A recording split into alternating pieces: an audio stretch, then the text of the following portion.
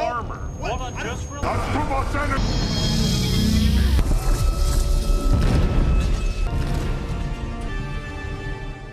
तो मूवी शुरू होती है एक लड़के मैक्स को दिखाते हुए। एक हादसे में मैक्स के डैड की मौत हो गई और अब वो अपनी मॉम के साथ रहता है।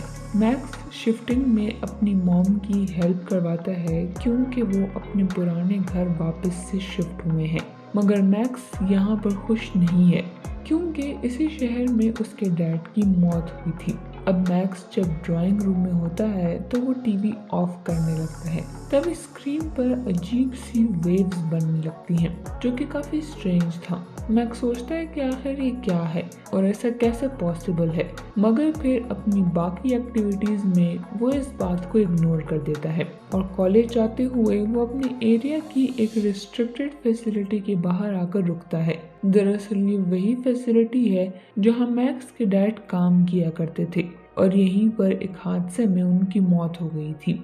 तभी मैक्स के फोन पर उसकी मॉम का कॉल आता है। जब मैक्स फोन पर स्वाइप करता है तो तभी स्क्रीन पर दोबारा से वही वेव्स बनने लगती हैं, इसीलिए वो इस बात को इग्नोर करके चला जाता है। तभी हम फैसिलिटी के अंदर का सीन देखते हैं जहाँ पर एक सबमरीन रोबोट ग्लो करने लगता है और ऐसा इसलिए हुआ था क्योंकि मैक्स वहाँ आसपास था। अब मैक्स जब रास्ते में होता है तब एक गाड़ी से उसका एक्सीडेंट हो जाता है। मैक्स अनकॉन्शियस होने लगता है। तभी सोफिया उसके पास आती है और उसे अपोलोजाइज करती है। वो उसे अपना नंबर देकर कहती है कि वो कॉलेज के बाद उससे मिलने आएगी, तब वो उसकी साइकिल ठीक करवा देगी। और मैक्स कॉलेज के बाद सोफिया का वेट करता है जहाँ वो अपने हाथों से निकलती हुई उन वेव्स के बारे में सोच रहा था।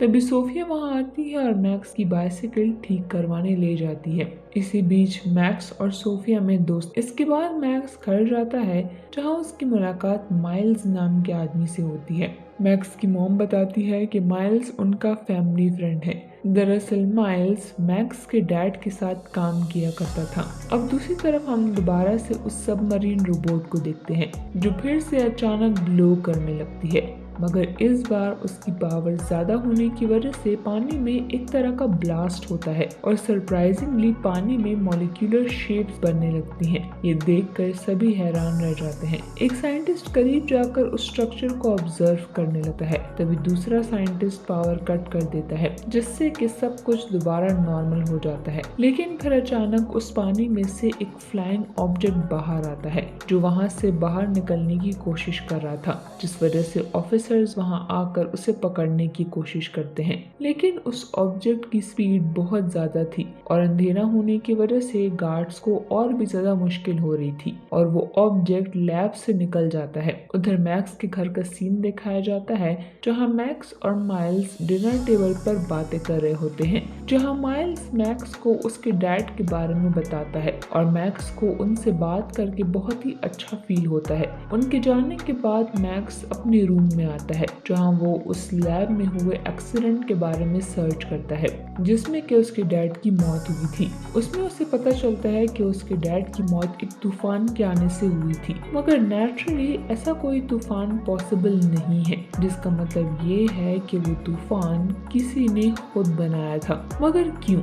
अब मैक्स ही सब कुछ देख ही रहा था कि तभी उसका कंप्यूटर ऑफ हो जाता है, जिससे गुस्से में मैक्स टेबल पर मारता है। तो तभी उसके हाथ से वही वेव्स बाहर आती हैं, जिससे मैक्स बहुत ही घबरा जाता है। वो फौरन से अपने हाथ को पिलो के नीचे रख देता है, मगर इसका कोई फायदा नहीं था। फिर वो अपने हाथ को एग्जामिन करने लगता है, मगर वो उन वेव्स की फोर्स को बर्दाश्त नहीं कर पाता और जब वो जोर से अपनी मुट्ठी को खोलता है तो उसे एक झटका मिलता है, जिससे वो पीछे जाकर गिरता है। अब नेक्स्ट डे कॉलेज जाने से पहले मैक्स अपनी पावर्स को कंट्रोल करने की कोशिश कर रहा होता है, मगर उसकी पावर कंट्रोल नहीं होती और वो वहाँ चीजों को ब्लास्ट कर देता है। इसके बाद वो फौरन कॉलेज की तरफ निकल पड़ता है। ब्रेक टाइम में मैक्स अपनी पावर्स को लाइट की शक्ल में एक पेज पर ड्रॉ करता है, पर तभी वहाँ सोफिया आती है और वो उसे एक रेस्टोरेंट में जाने का बोलती है, जिस पर कि वो मान जाता है। हम देखते हैं कि मैक्स अपने हाथ से निकलने वाली लिक्विड वेव से खेलने लगा है। फिर वो घर आकर कंप्यूटर पर भी सर्च करता है, लेकिन ऑब्वियसली ये चीजें इंटरनेट पर नहीं होती। इसके बाद वो नीचे जाता है अपनी मॉम से बात करने के लिए, और वो अपने फादर के बारे में जानना चाह रहा था कि उनका फैमिली बैकग्राउंड क्या है, वो क्या काम करते थे, सब कुछ, और ये भी कि उनके घर के नीचे एक बॉम्ब शेल्टर क्यों है। मैक्स बताता है कि यहाँ के सभी लोग उसके फादर को उससे ज्यादा जानते हैं। जो बात मैक्स को अच्छी नहीं लगती, वो अपने फादर के बारे में जानना चाहता है। फिर हम देखते हैं कि यहाँ कोई है जो कि मैक्स की हरकतों को नोट कर रहा है और उसकी वेव पावर्स को भी। नेक्स्ट डे रेस्टोरेंट में मैक्स सोफिया के साथ होता है, जहाँ पे सोफिया ने उसे इनवाइट किया था, पर वहाँ पर मैक्स की तबीयत खराब होने लगती है क्योंकि उसकी पावर्स ओवरलोड हो रही थी। इसीलिए वो वॉशरूम चला जाता है, पर उसकी हालत और भी खराब हो रही थी। और जब वो वॉशरूम में मिरर में खुद को देखता है तो ये चीज नोटिस करता है कि उसकी आंखें भी ब्लू हो रही हैं, और आज तो उसकी बॉडी से और भी ज्यादा वेव्स निकल रही थी और वो अपनी पावर्स को भी कंट्रोल नहीं कर पा रहा था। और जैसे ही वो अपनी पावर्स को ऑफ करता है तो उस जगह की लाइट्स भी ऑफ हो जाती हैं, जिसकी वजह से हर तरफ अंधेरा हो जाता है। और अब तो मैक्स की पूरी बॉडी से भी ब्लू लाइट्स निकल रही थी, जो कि काफी हैरानी वाली बात थी, यानी कि उसकी पूरी बॉडी में ही लाइट वेव्स हैं। जिसके बाद मैक्स काफी डर जाता है और वो सोफिया को वहीं पर छोड़कर वहां से आ जाता है। इसके बाद हम देखते हैं कि जो चीज मैक्स को नोटिस कर रही थी वो यहाँ भी उसका पीछा कर रही है, और मैक्स जहाँ जहाँ भी जाता है वो चीज उसका पीछा कर रही थी। और आखिर में तो मैक्स भागकर जंगल में आ जाता है और फिर उसकी बॉडी से बहुत ज्यादा ब्लू लाइट्स निकलती हैं, जो कि अब आउट ऑफ कंट्रोल हो गई थी। अब इस सब में मैक्स परेशान हो जाता है और यही वजह होती है कि वो बहुत ही जोर से चिल्लाता है, जिससे कि उसकी बॉडी से बहुत सारी ब्लू लाइट्स निकलती हैं और फिर वो वहीं पर बेहोश हो जाता है। अब जब उसकी आंख खुलती है तो वो अपने घर के बेड पर होता है, जिससे कि वो बहुत ही हैरान हो जाता है कि वो तो जंगल में था और अब यहाँ कैसे आ गया। और फिर जब वो वॉशरूम में फ्रेश होने जाता है तो वो देखता है कि उसकी शर्ट में बहुत सारे होल्स हैं, और ये सब कुछ उन वेव्स की वजह से ही हुआ था। और जब मैक्स अपनी शर्ट को उठाता है तो वो देखता है कि उसकी चेस्ट पर बहुत अजीब से निशान है, जो कि जख्म के निशान है, जिससे कि मैक्स बहुत ही डर जाता है।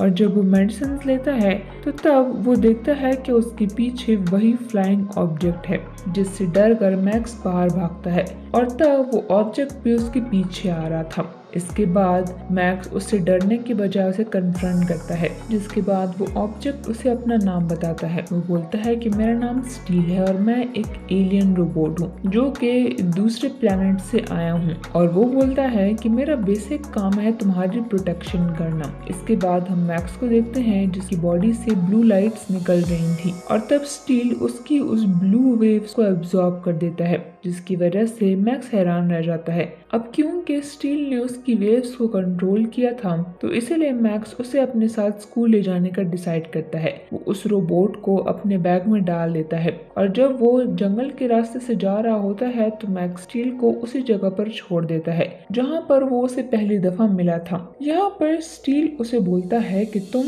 इन वेव्स की वजह से ही जिंदा हो, और अगर मैं तुम्हारी बॉडी से ये वेव्स एब्जॉर्ब ना करूँ तो तुम बिल्कुल ब्लास्ट हो जाओगे। इसके बाद हम देखते हैं कि कुछ खतरनाक लोग वहाँ पर आ गए हैं। वो लोग असल में स्टील को ही ढूंढने आए थे। स्टील और मैक्स दोनों ही उनसे छुप जाते हैं। वो लोग इन वेव्स की वजह से इन दोनों को डिटेक्ट कर पा रहे थे, जिसके बाद मैक्स अपनी पावर्स से उनकी डिवाइसेस को ही ऑफ कर देता है, जिससे हम देखते हैं कि अब मैक्स अपनी पावर्स कंट्रोल करना सीख गया है। लेकिन तभी उनकी नजर अचानक से स्टील और मैक्स पर पड़ जाती है, और फिर वो उन दोनों पर फायरिंग शुरू कर देते हैं, जिससे डर कर वो भागने लगते हैं। और भागते भागते स्टील को कुछ याद आने लगता है, और क्योंकि मैक्स और स्टील एक दूसरे के साथ कनेक्टेड थे तो मैक्स को भी अब स्टील के विजन्स नजर आने लगे थे। पहले तो वो किसी फैक्ट्री की तबाही को देखता है और कुछ और भी विजन्स उसे आते हैं, जिसके बारे में वो स्टील से पूछता है, मगर स्टील उसे कुछ भी नहीं बता पा रहा था क्योंकि स्टील को कुछ भी इस सब के बारे में ज्यादा पता नहीं था। अब वो लोग फिर से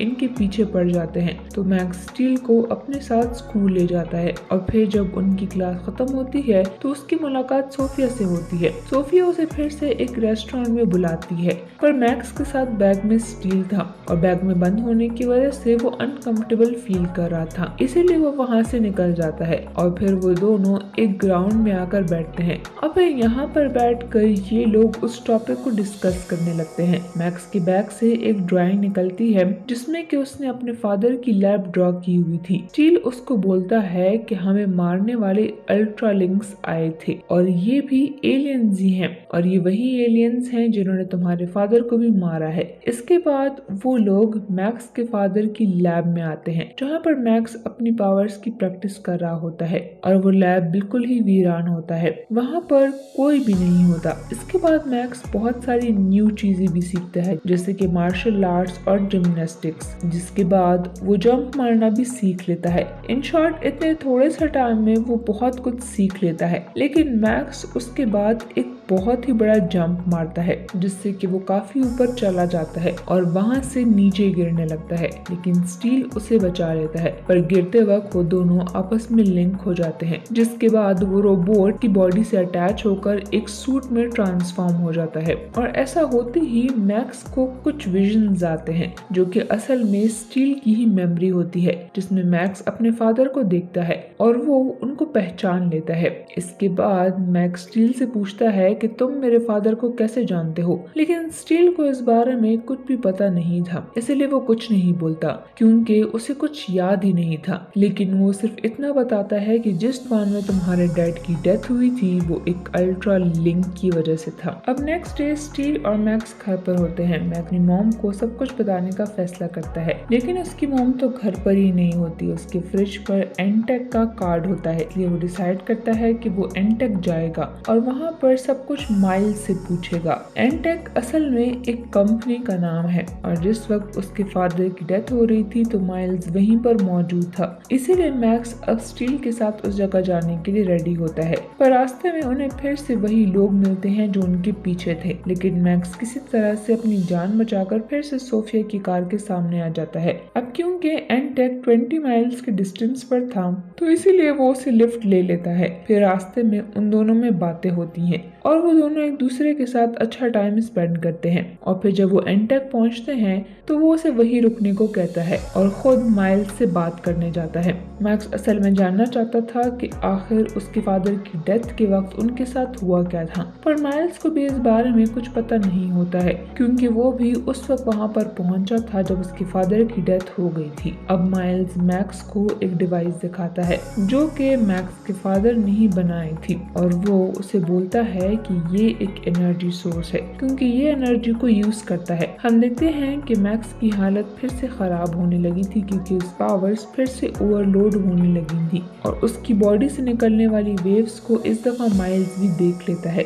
और वो काफी हैरान हो जाता है। अब मैक्स दोबारा डर कर वहाँ से भागने लगता है। भागते भागते वो एक रेलवे ट्रैक पर आ जाता है जहाँ पर वो देखता है कि एक औरत की कार ट्रैक पर फंस चुकी है। तब मैक्स उसकी हेल्प करता है, वो अपनी पावर से उसकी कार को स्टार्ट कर देता है। तभी वहाँ पर एक अजीब सा तूफान आता है और वो तूफान मैक्स को अपनी तरफ खींचने लगता है, पर उससे पहले ही स्टील वहाँ पर आ जाता है। दोनों फिर से इंटरलिंक होते हैं और फिर वो उसी सूट में ट्रांसफॉर्म हो जाता है और इस बार मैक्स उस सूट का बहुत अच्छे से यूज करता है और तूफान को कंट्रोल करता है और ये तूफान भी अल्ट्रा लिंक था। और जब वो तूफान रुकता है तो मैक्स अल्ट्रा लिंक को देखता है जो कि बिल्कुल स्टील की तरह ही था, मतलब स्टील भी एक अल्ट्रा लिंक ही है। और अब यहाँ पर मैक्स को फिर से विजन्स आते हैं। ये नजर आता है कि स्टील मैक्स के फादर को मार रहा है क्योंकि स्टील उससे बोलता है कि तुम्हारे फादर अपनी पावर को अल्ट्रा लिंक पर गलत तरीके से यूज कर रहे थे और वो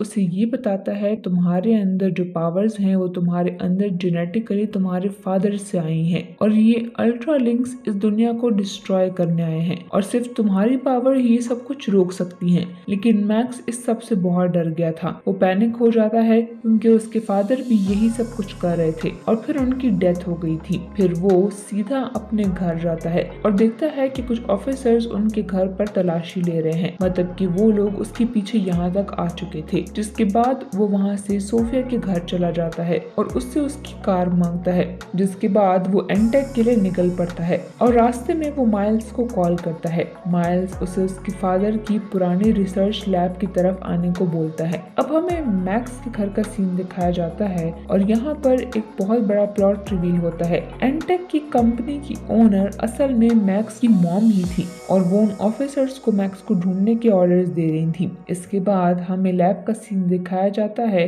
जहाँ पर मैक्स एक लाइट का पीछा करते हुए आगे बढ़ता है जहाँ पर स्टील स्लीपिंग स्टेट में होता है। असल में ये एक चैम्बर की तरह था और अब मैक्स को फिर से विजन्स आने लगते हैं। अब हमें यहाँ पर पता चलता है कि मैक्स के फादर की डेथ कैसे हुई थी। उनकी डेथ स्टील की वजह से नहीं बल्कि माइल्स की वजह से हुई थी। असल में माइल्स अल्ट्रालिंक्स के साथ मिला हुआ है और वो मैक्स के फादर की बॉडी की सारी पावर को बाहर निकालना चाहता था और वो अपने इस मकसद में कामयाब भी हो जाता है, जिसकी वजह से ही मैक्स के फादर की डेथ हुई थी। लेकिन मरने से पहले मैक्स के फादर ने स्टील को ये ऑर्डर दिया था कि जब मैक्स बड़ा हो जाएगा तो तुम उसकी प्रोटेक्शन करना, और फिर मैक्स फादर की डेथ हो गई। इसके बाद हम माइल्स को देखते हैं जो अपने सूट में होता है। मैक्स उसे मारने के लिए आगे बढ़ता है पर वो कुछ कर नहीं पाता। माइल्स मैक्स को उसी चैम्बर में जाने का बोलता है। मैक्स जाकर उस चैम्बर में बैठ जाता है, जिसके बाद माइल्स स्टील को उसके पास जाने को कहता है ताकि वो अपना प्रोसीजर कंप्लीट कर सके। मगर जैसे ही स्टील उसके करीब आता है वो दोनों इंटरलिंक हो जाते हैं, जिससे कि वो यहाँ फिर से एक सूट में ट्रांसफॉर्म हो जाते हैं।